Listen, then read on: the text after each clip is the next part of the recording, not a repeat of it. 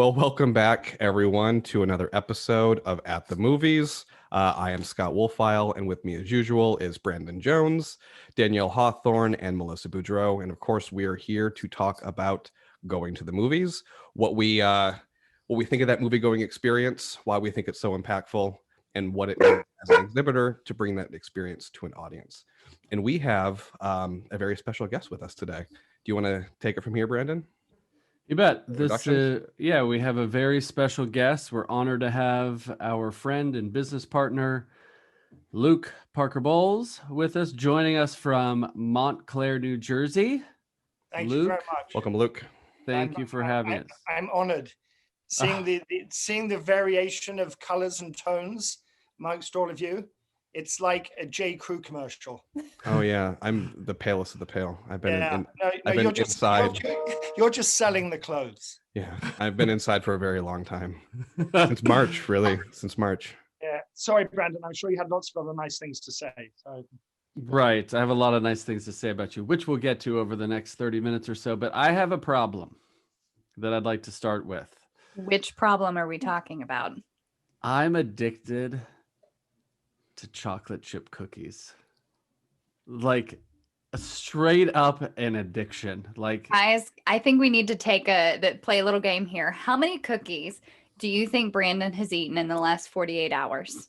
24. Well, what size cookie are we talking about here? And are they proper cookies, or are they those cookies that I've seen you eat, those bars which are made out of like cardboard?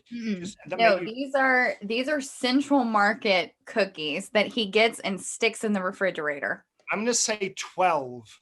Well, you'd be right on. How did you know? It's like a sleeve. That's like a half a package. I said 24. That's a whole package. They're like regular cookie size. They're not like Nabisco or whatever they're called, the little Chips Ahoy. They're like Can't stop. Like, he's the only person I know that all of it doesn't go to his butt, it goes to his feet. He has massive feet. Very strange. It's like a Flintstone. I mean, you run like every day, so eat some cookies. Live a little. Yes. Yeah. I mean, you could be eating at Fitz bars, but it sounds like Luke thinks those bars might taste like cardboard. Well, he's never had one. So. No, I did. Not one of hers. She owns a company called It's Fit Bars, and I've never shared those delicious bars with you. Way better than whatever cardboard he's giving you. You're known for your selfishness, so I'm not surprised. I have to say, I deplore chocolate chip cookies. I do. No, I honestly do. I think they're fussy, and I think if we're talking about movies, that the notion that one would even segue into this about movies is preposterous, because the notion of being in the dark and then touching something dirty and not knowing where it is all over your body. I'm not getting sexy here, people. I think it's just a lot of work. Whereas an oatmeal cookie is delicious, textured, lots of different textures, and afterwards also allows you to flow a little more, if you know what I'm saying. Flow through. Yeah, flow through. I have to disagree, because one of my favorite movie experiences was going to Alamo Drafthouse and ordering the chocolate chip cookies there as a dessert. They are delicious. You know the problem with Alamo's chocolate chip cookies? They're warm and gooey. They're served warm. You don't want that. No, you want cold chocolate chip cookies. I think the greatest American invention, well, not the greatest, but amongst the greatest American inventions are ice cream cookie things, sandwiches. Ice cream sandwiches. Just stick them in my mouth and watch me run. It's crazy. So, Luke, I hear a slight accent. Is that North Dakota? Montclair. Oh, that's a New Jersey accent. It's North New Jersey. Okay. Yeah. It's a little off, but not much. We live in a hamlet. There are 9 of us living here. And when we were mainly unclothed. I got clothed today. No, I'm obviously from England originally. Just to take you back a little bit, I started off my career at Working Title in London, where I was partly responsible, in a very small way, for films such as Dog Woof in the background, About a Boy, Love Actually, Bridget Jones's Diary, what else? Elizabeth, Something called Johnny English. Didn't do well over here, but killed it in Asia. They love Rowan Atkinson. He's great in Love Actually. But also Bean. He's great, the little bagger guy in the retail amazing. store. I had to study Mr. Bean in film Hilarious. school. But the fun fact, and by the way, I have a broken wrist and a broken elbow, but we don't need to get to that on this, which is why when I do that, I look insane. Fun fact, Bean for working title is, I think, more successful than Notting Hill, Bridget Jones, Four Weddings, any of them, because you don't need to translate it. It's always Rowan, just going, so it's universal. It's easy for everyone to get to. So yeah, that's where I started. Then I moved over here and I produced a film that nobody saw called Evening. Great cast. What happened? Amazing cast. Do you want to hear the cast? Meryl Streep, Glenn Close, Vanessa Redgrave, Natasha Richardson, Claire Danes, Hugh Dancy, and a certain guy called Patrick Wilson. But for whatever reason, it came and went.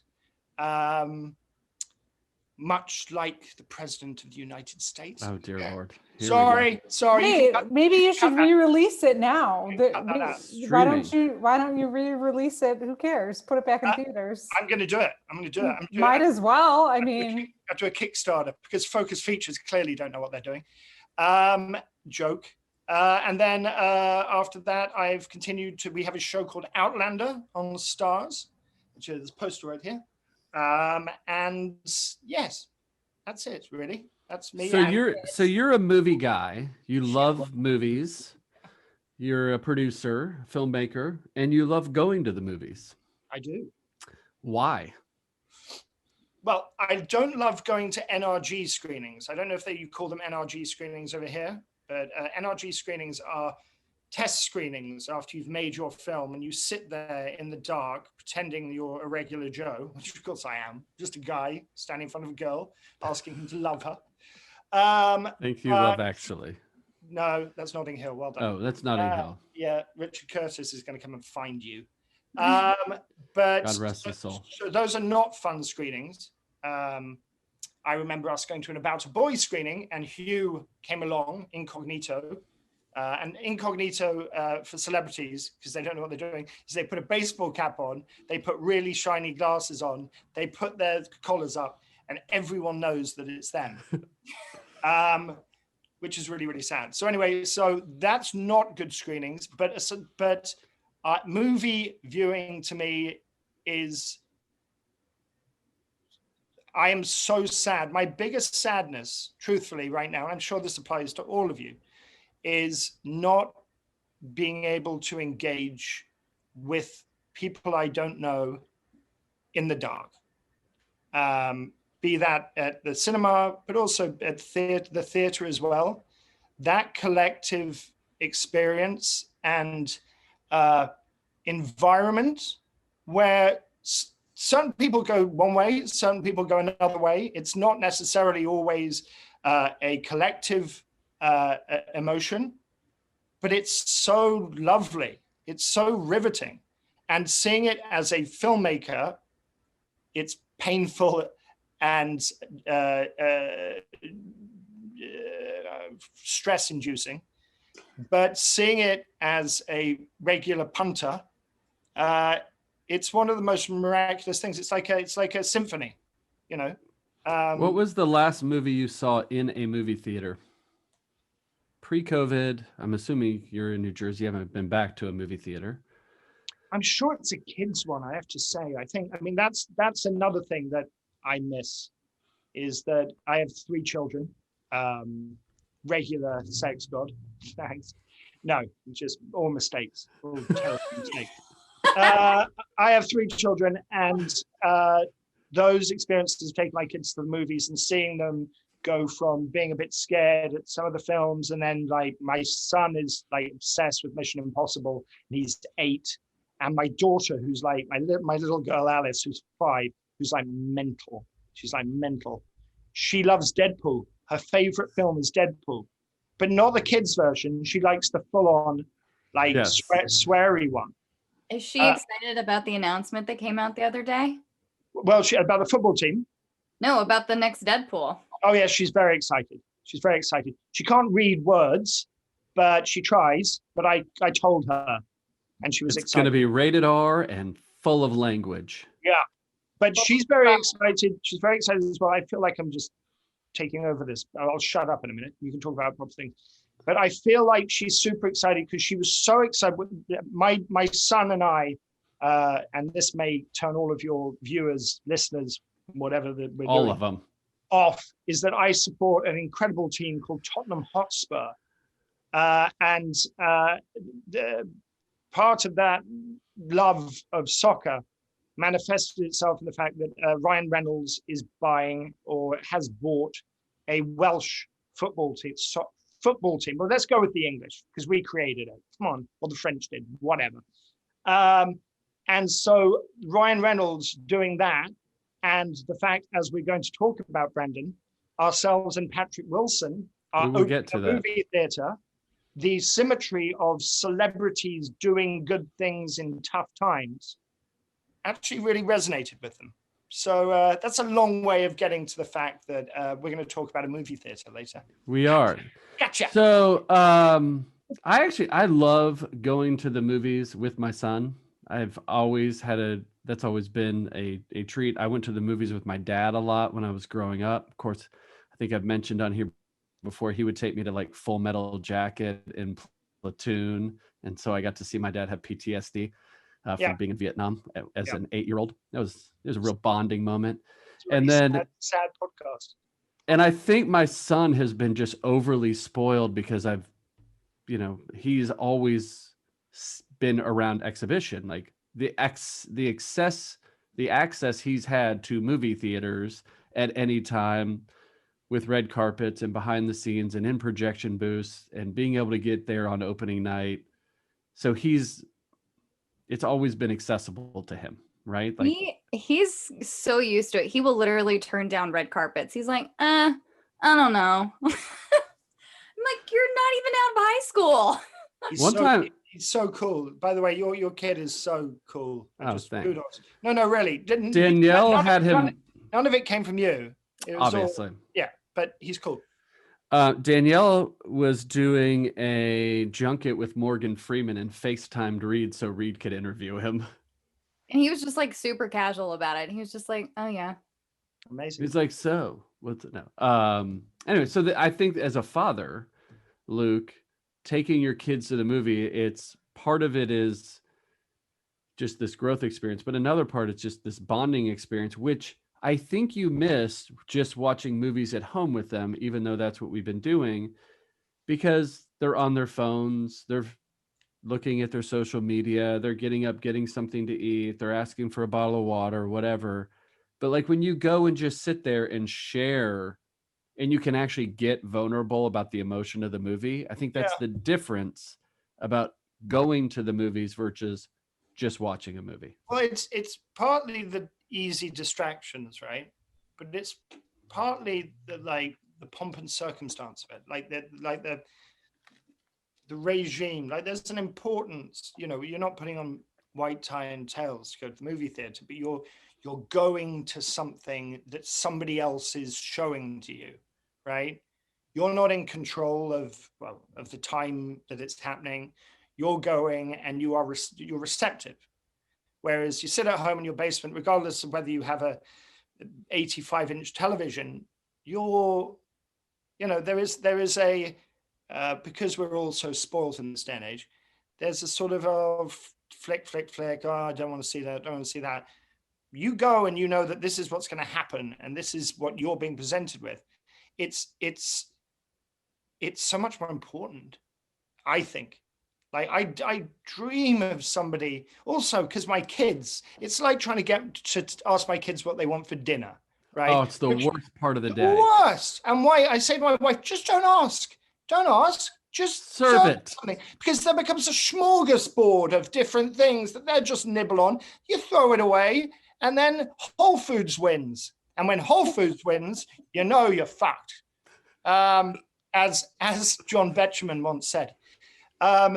but no, I do think that it's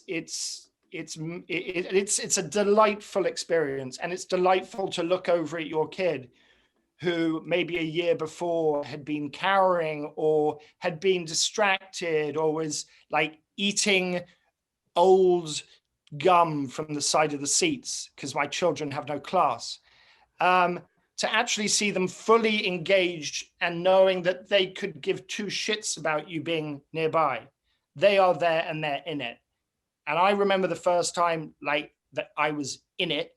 It was a very strange movie. It's a strange one to be in it on, but it was a film called Dead Calm. It was Nicole Kidman on a boat. And Billy Zane. And it's actually quite scary, and it holds up to this day. But I remember that was the first time where nothing else existed around me. And trying to get these kids off their phones these days, and you know, we're at fault because we buy them for them, because God forbid that they're the sad sack at school who doesn't have it, because everyone seems to have it. But just to like purge yourself of all of that and actually have a genuine experience, I think it's the greatest thing. I truly think it's the greatest thing in the world, which is why I'm a producer, which is why I am running movie theaters now with you, and why I'm on this podcast in the dark. What do you? Yes, and the dogs make appearances here. Yeah. The of the different movie theaters that you go to, either in your community or around the world, because you're such an international superstar. What movie theaters do you like to go to? Like, who do you think best presentation, best food, best concessions, best experience? I'm slightly biased. The best cinema experience I've ever had is slightly elitist. It is at a theater in Notting Hill called the Electric Cinema, and it is owned I've been by there. Oh, you've been by there? Yeah, I didn't get to go in. I was in town. That's not quite the same. That's like saying, wait, you're from England? Do you know John? No, I wish I could have seen a movie. That's like saying you've been by Buckingham Palace and Luke's been in it. Yeah. No, I was down for Rocket Man, and I was like, I want to go see. I want to go to that area, and I saw it. I was like, man, I wish I had more time because I would love to actually sit. And like go inside and have the experience, but unfortunately, that's kind of the key to experiencing it. I think is going in. Yeah. Anyway, the Electric is amazing, and what I used to do every Sunday is they would do.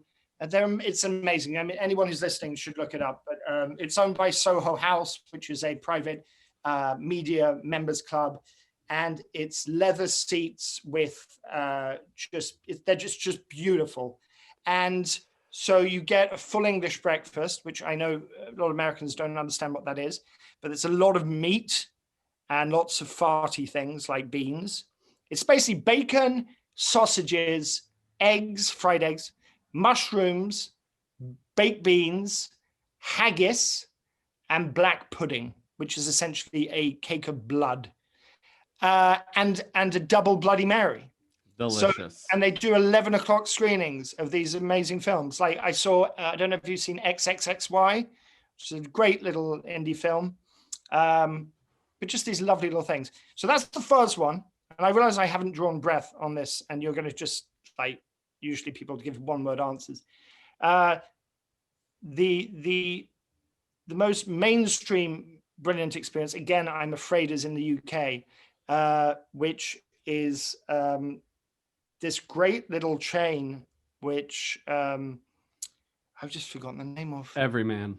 No, the other one. Oh, you know, it's in Fulham. It's in Everyman's good. Everyman's a good example. Everyman is pretty much the same as the one I'm trying to remember, and they're sort of like a club. You become a member of a club, and there's a members bar. And there's a regular Joe's bar, and you can go in, and it's really nice seats. They don't do full recliners because this is another conversation, but as Brandon and I both know, as theatre developers, recliners are a waste of time and totally unnecessary. And from a fiscal point of view, you don't make as much money off the punter. So we don't like them. So these are like extended rockers, but great Bloody Marys, great food. So yeah, it's called Picture House. Picture House. And that's the way that that's the way England's going. Well, actually, England's going down the poo hole with Brexit, but that's a whole different podcast. But yeah, as I was giving really short answers, my favorite experience has been a Picture House, and I have yet to see anything. And that's what I think in our conversations, Brandon, in our theaters, we aspire. It's beautifully done. You feel special, but you don't feel elitist. And I think that is the key. So it's accessible, but it's a great experience. So that leads me to a special announcement. Drum roll, please.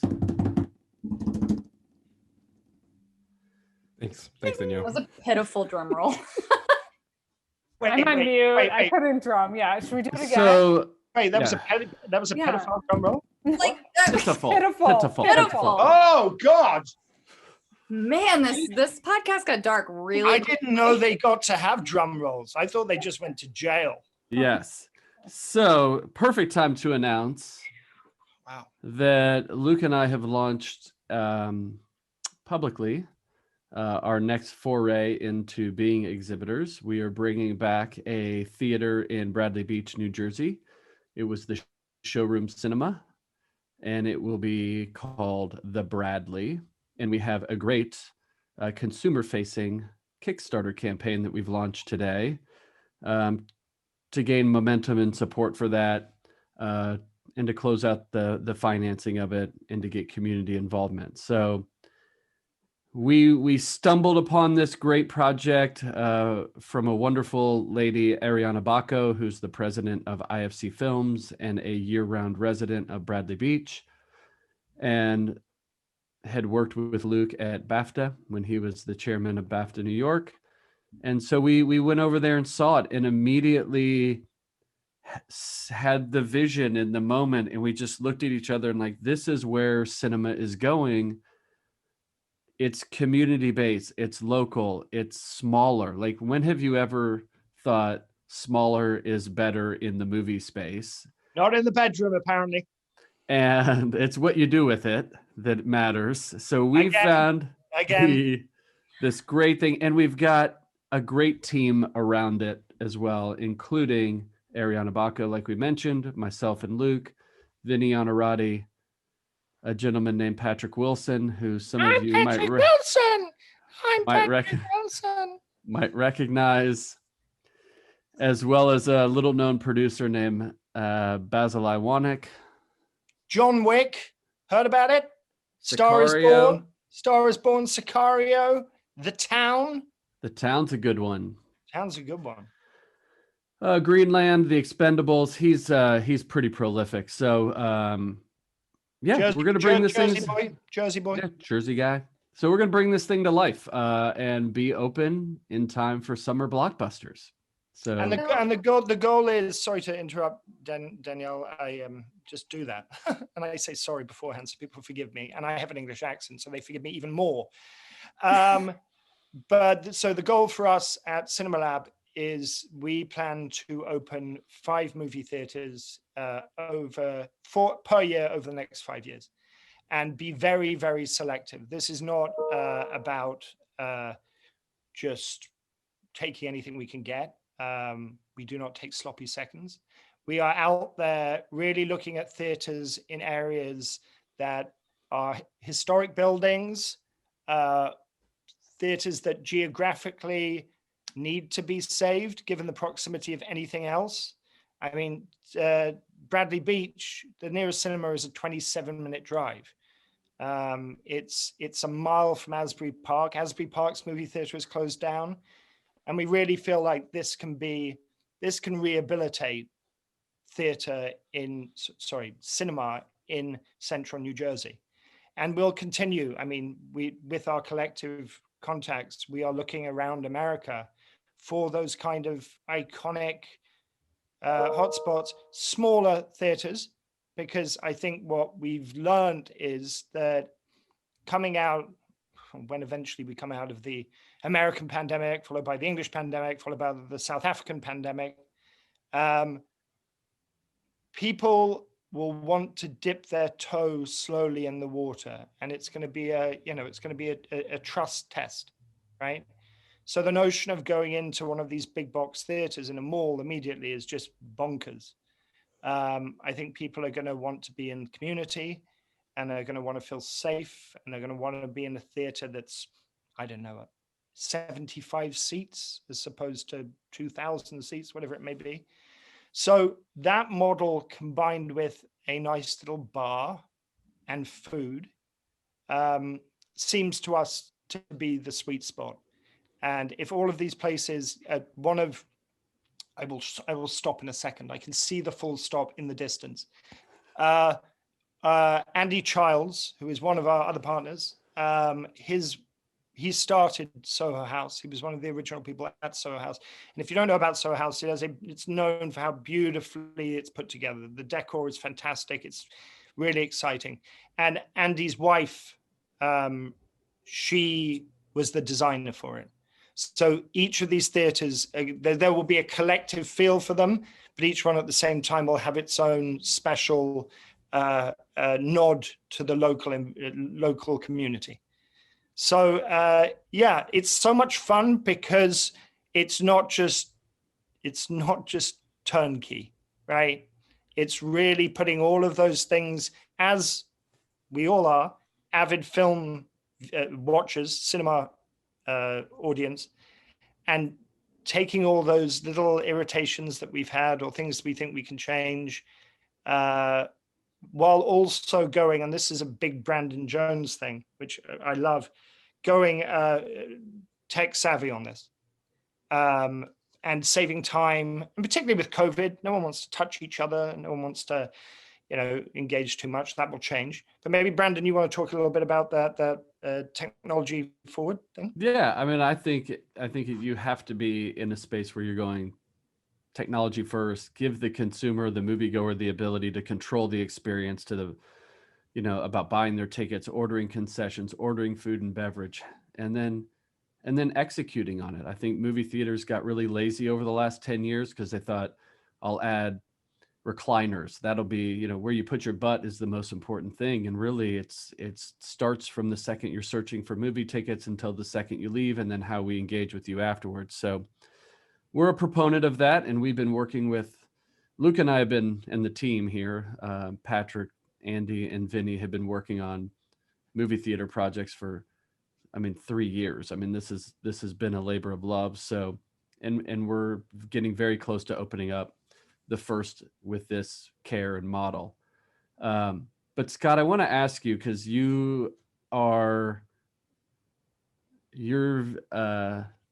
tepid to go back to the movie theaters right away. So what is your threshold to say, yep, I'm ready to go back?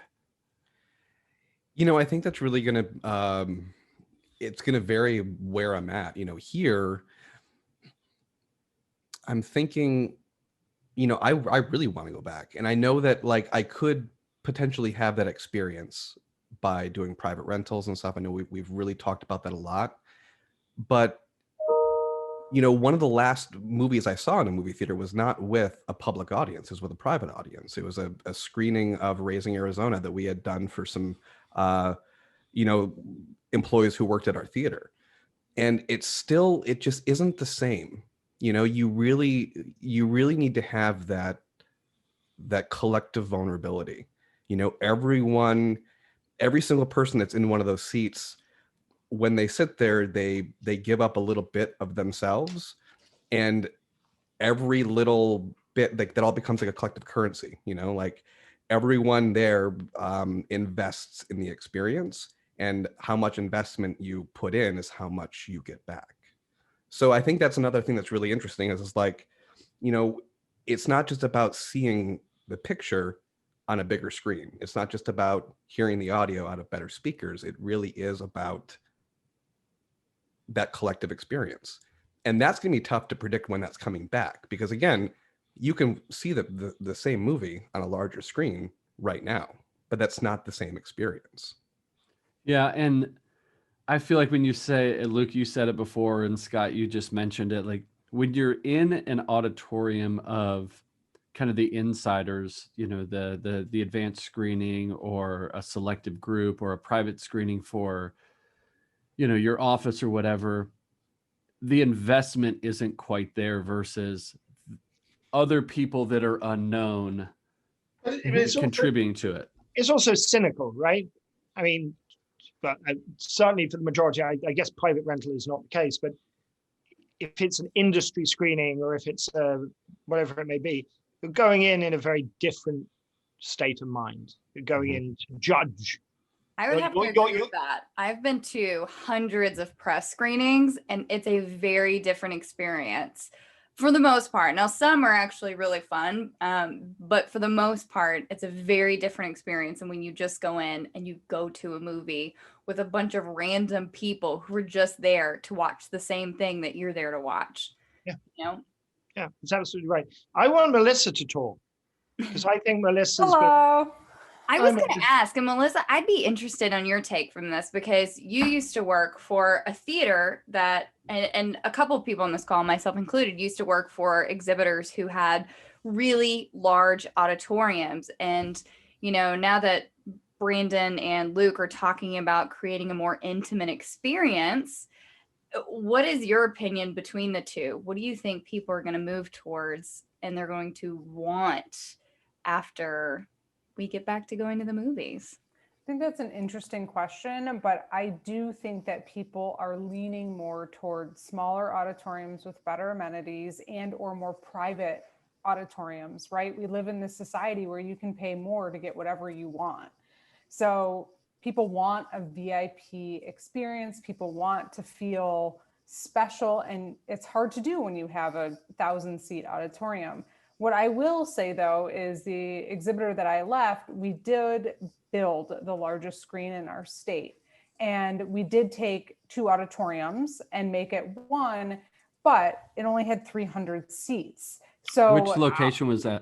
Well, now the largest screen is in Canton/Westland, but it was in Novi. So we outdid ourselves the next year. So basically what we learned, people for the large screen, for the amazing sound, again, 3/400 seats is actually not that big when you think back to the days where there were auditoriums that have 1,000 seats, right? Mm-hmm. What's the Chinese theater? Oh, that main auditorium. I don't know. It's huge. I saw Dunkirk in there. That was the last movie I saw at the Chinese theater. But that's much more compact, right? Than what you're describing. So I'm talking luxury, big leather recliners, very comfortable, but still, I think that's a lot of seats. It's overwhelming, but to have it on the biggest screen in the state with the best sound, if you're going to see a specific movie, there is still a desire for that. So, I mean, really, to answer your question, Danielle, I think it can go either way. It's personal preference, and I think it depends on the film.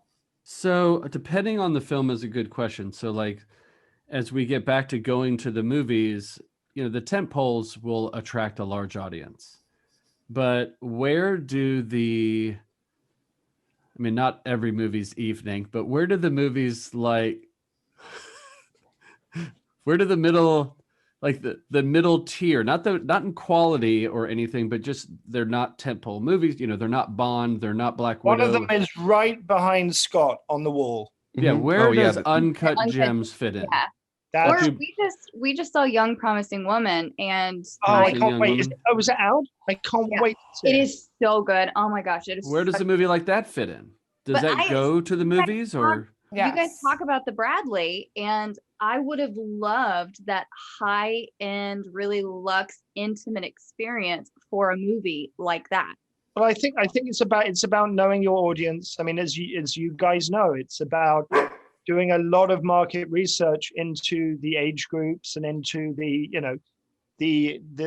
net that you're catching people in. I mean, fortunately for us, in that there's not another theater, as I said, for 27 minutes drive, we have the ability to take what might be a younger demographic from Asbury Park and a somewhat older, more prone to independent I mean, Woody Allen is a bad example in this day and age, but you know what I'm saying when I say a Woody Allen movie. That to them Sofia would be, Coppola. Yeah, that's a good one. Yeah. Let's say Sofia Coppola. Good point. I think that is going to be something that, and listen, we're not geniuses. I think we just came in at this at the right time and realized that this is, through COVID, going to be very local. But I think it is going to be even more important now for exhibitors to know their audience. And I will say this. Oh, sorry, Luke. No, I think before that notion of a mall, you get every demographic in the world. So as a result, you can put on the Croods and you can put on Halloween, and but I think now the work that needs to go into being more selective, given that they will be smaller theaters, is going to be crucial. And I think a whole business model is going to adjust as a result. You don't just take everything from every studio, because A, you can't, and B, you want to fill all of them, and no one has any other choice. So you don't want to alienate your community by being known as the place that only does stuff that is just the bonds, that just does your, let's say, 18 to 40, right? You want to be able to do the other stuff. So I think it's a really exciting time, but I think it's certainly a time where you have to, it's more of a puzzle. That's and I will say that even with, as we reference the Bradley here and what we envision that to be, is that, and we started out by saying this, that it's making this out-of-home experience, continuing to make it an affordable form of out-of-home entertainment at the highest possible quality.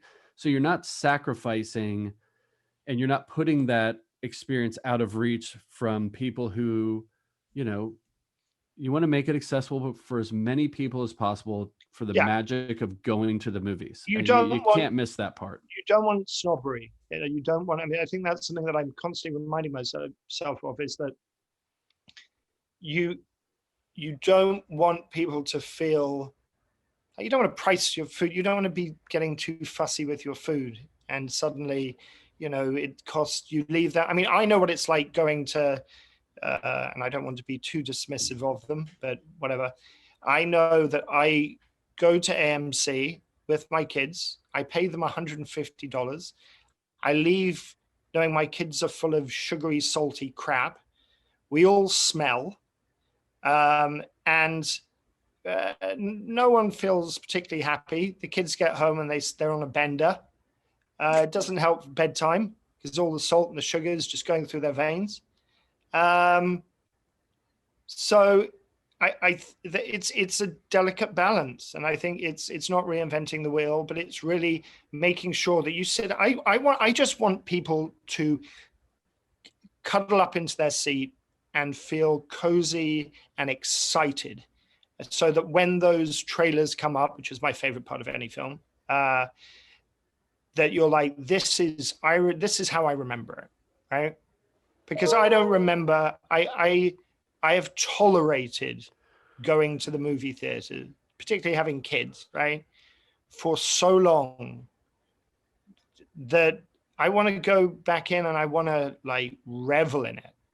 I want to revel in it. I don't, it's now swipe your card, press your button, go in, eat crap chicken, if it is chicken, finger tenders.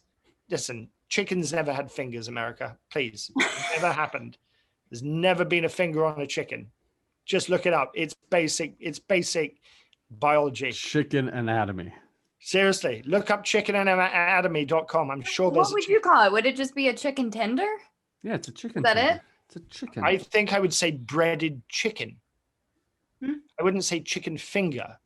Here's a whole nother concept. So finger has such a connotation. Here's what I don't get, by the way. People always say, "Oh, eat a frog's leg. It tastes like chicken." And I say, "Why don't you just fucking eat chicken?" No, he's and not. Then people say chicken tastes like human beings, and I'm like, just eat it. It's a chicken. Human being. If it tastes like chicken, just eat chicken. That's what I'm saying. But sometimes you want to eat alligator instead. No, you just want to eat chickens. Yeah, it's the lazy, easy thing. You know, I have to say, this cat, it tastes like chicken. Well, why don't we just go? Chickens aren't hard to find. and would you really eat turkey if it wasn't just an excuse to celebrate the fact that you got us to fuck off out of your country? Like you eat a pretty manky, usually dry, and something that has a drug in it that makes you sleepy. So essentially, I'll take more of that then. Well, you're like eating this stuff down. It's got like roofie juice in it, and you're saying, "Fuck the British." Like that's like the best part of the day. That's not a day. You're right. It should be a week. I hide in the basement with a bottle of vodka, naked, curled up, crying. That's what I do. Well, why vodka? That's Russian. Well, I just right now. I mean, it's the internet tells me to do it, so I do it. Unbelievable. Well, on that note, Luke Parker Bowles, it's been a joy on this episode of Fuck Knuckles podcast. I love it. I love it. I hope you'll have me back. I'm sure that your audience probably don't want to, and I realize that Scott and Melissa have barely got a word in edgeways. Oh no, this is the best. Like, to be honest, the best podcast is like when I just come on and I'm just listening to a podcast. I don't have to talk at all. Like, this has been an easy work day for me.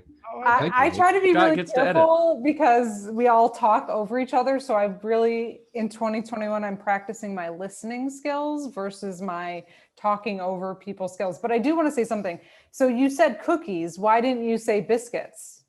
Have you just been in the American terms and now you know what it is? You know, so listen, I'm respectful, but it does chafe me in my lower regions. I'm sure it does. Right? Yeah. And crisps. Are you saying crisps or are you saying chips? Which one are you saying? Right. And if I'm saying chips, am I saying French fries?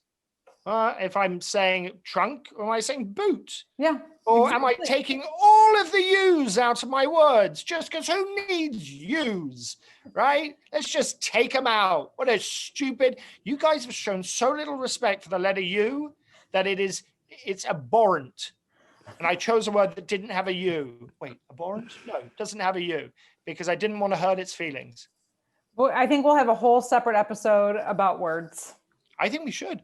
I agree. I would love to be there. Scott, please take us home before we go off on another tangent. Okay, well, this has been an exciting episode. So I'm really excited to hear more about your guys' development here. So you guys said that the company that's doing kind of the tech stuff, that's called Cinema Lab. Is that correct? Cinema Lab is the name of Luke and I's company that is the theater management and development company. Right on. And we're using our great partners. We will be using our great partners in the industry to push forward on the technology. So you guys were also saying that you're looking across the country to kind of scout your next locations, finding the right place. Yeah, and we're not doing it again for the sake of doing it. This is not a sort of mass play just to get volume. I think that we want to be able to stand behind every single movie theater and say that it was a necessary saving. And that a lot of that comes from Brandon's connections, but it also comes from, family. I'm married to an American, which is why I'm allowed into this country. God, what would my great grandmother say? But yes, we with all of our connections, we hear about this the whole time. Patrick was told about one in St. Pete, Florida, which is exactly the same thing. And sadly, more and more of these are coming up. Yeah, and so that's actually why I wanted to end it with the idea of like, well, if there's anyone out there that knows about any of these locations, these gemstones that are just diamonds in the rough waiting to be revitalized. Wow, you're punning on your uncut gems, mate. Seriously. I know. I'm trying to get A24 to sponsor the show, but no. They have no money. Yeah.